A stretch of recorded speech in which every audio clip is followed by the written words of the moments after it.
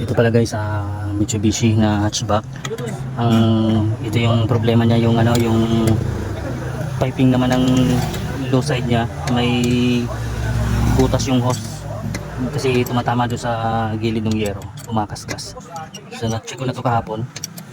So ngayon lang bumalik si sir, kaya ngayon lang namin gagawin.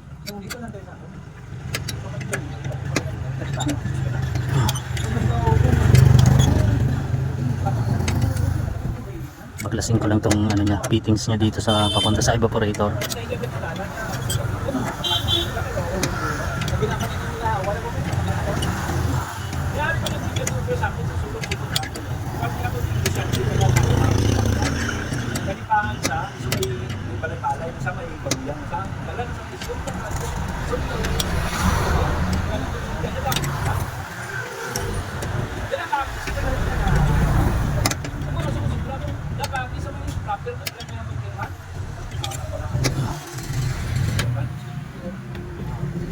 Ayun.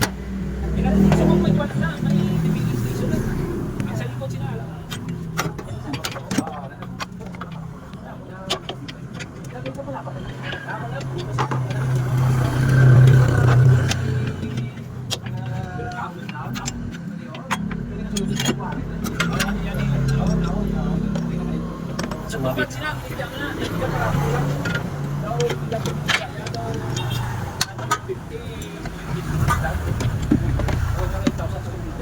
So ayan guys, yung butas, ayan yung butas niya, oh.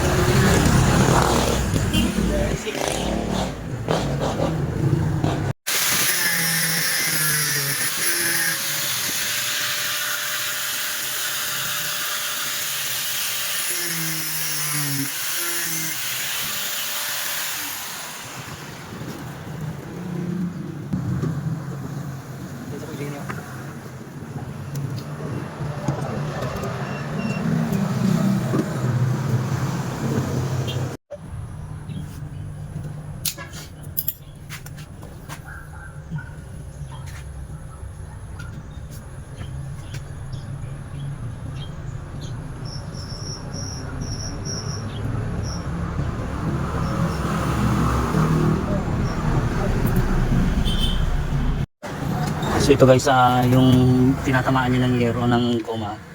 Ayan, oh. Yung yero na yan, itong yero na to. So pinapend na lang ng konti ng mayari para hindi na gumasgas doon. Pinasok na lang ng konti para yung lagi nung yero hindi na kumakaskas doon. Nakabend na ng konti yan, pinabend na lang ng mayari. Para nga naman hindi kaskas ng kaskas yung yero, yung ano niya, hose. So pinatrimp lang yung ano, yung hose nito. Tapos salpak na maya maya to. So bali ito na guys yung ano, yung piping niya. Yan, napalitan na yan ng bagong hose na pag-print na rin niya. So i-flush ko lang ng hangin. Flush ko lang ng hangin para matanggal yung mga aripapa niya. So ito guys, nakasalpak na yung hose niya, no. Ayan na. Ito na yung ano niya, sinalpak ko na yung fittings niya. Nalagyan na rin namin ito ng langis. Pinagdagan na namin ito na langis para sigurado na siya. So ipitan ko na lang itong bolt ng fittings niya.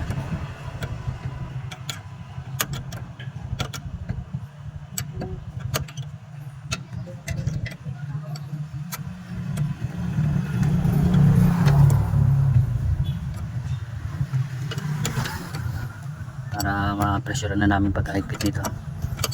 Matesting na namin yung ano niya, kung may leak pa ba siyang iba. Kasi kahapon di na nagkakarga ng hangin to dahil sa laki ng butas ng hose.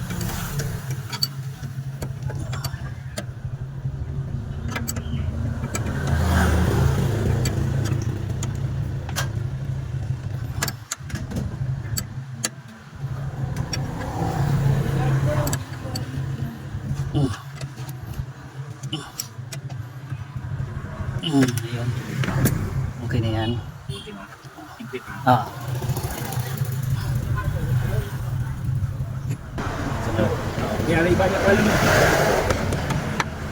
So yan, ano na to, nakasalpak na yung bridge namin, pressure na lang.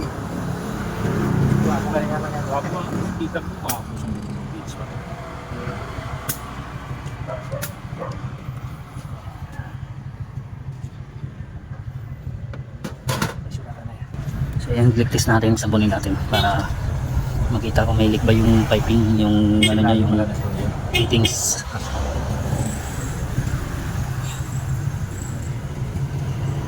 Yung sa mga connector, wala na siguro yun sila. Wala na. Try na yun. I-pressurean pa natin to para sigurado.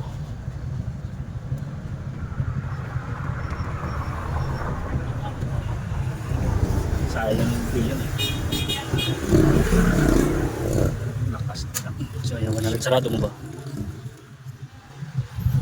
Kapon din nagkakarga eh. Wala nga na, di mo Wala mumahal. talaga, hindi nag-move. Mas malaki pang hangin na lumalabas sa pumapasok. So ayan guys, wala na siyang ligayan. Babad ko muna ng mga ilang minutes. Babad muna kahit mga 10 minutes to 15 minutes. Malapis pa na niya. Ayan. So guys, okay na din sa gumalaw. I-release na lang namin yung presyo para mapakim na namin to.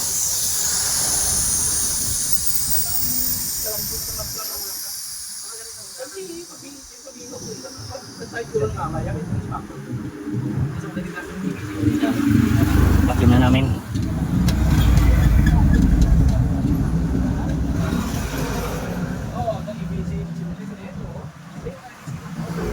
So ayan, pakimin lang muna para makarga na namin ito ng preyon.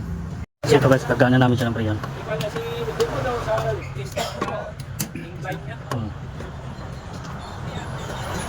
Okay na yung siya, Paul? Oo.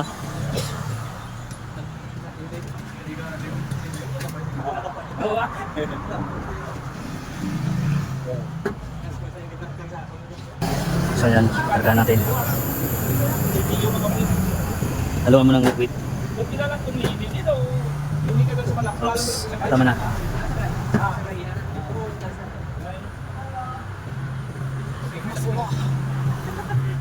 Sige sir, paki-start po. Start na naman. So yan, start na. Kailan natin yung gumana na yung aircon guys. Ha? Ang dala niya.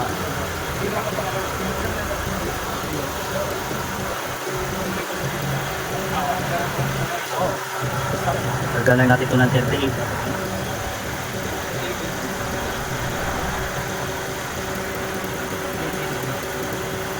Oops, okay na po.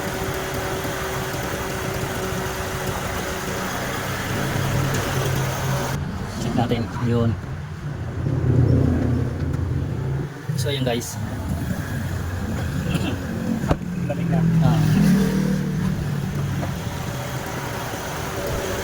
So linisin na rin namin itong condenser niya guys kasi madumi, daming mga gamo-gamo para iwas high pressure.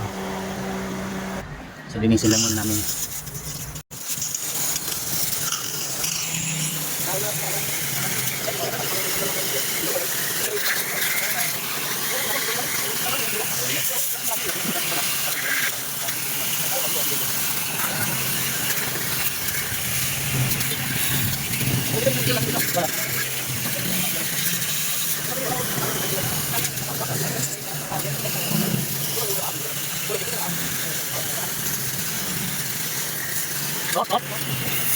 I-check natin yung kung okay na yung lamig. Bigyan pa natin.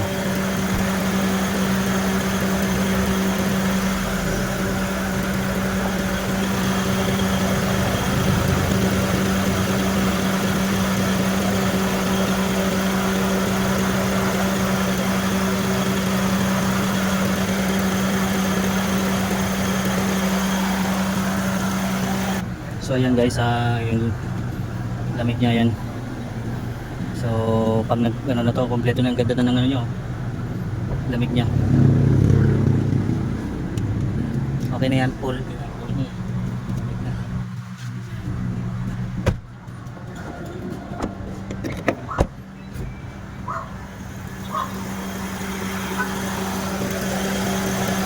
Ayan.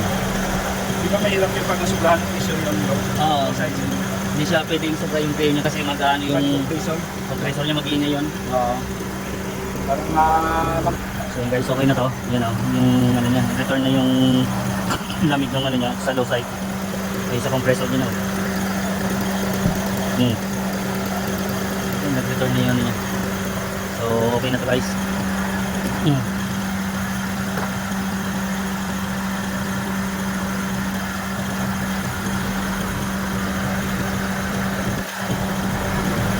So ayun yung drain nyo sir, tumutulo na yung ano nga, Ayan, moisture. lumamig na. Ayun o. May tagas na yung drain nyo. So ayun guys, okay na. Yung sa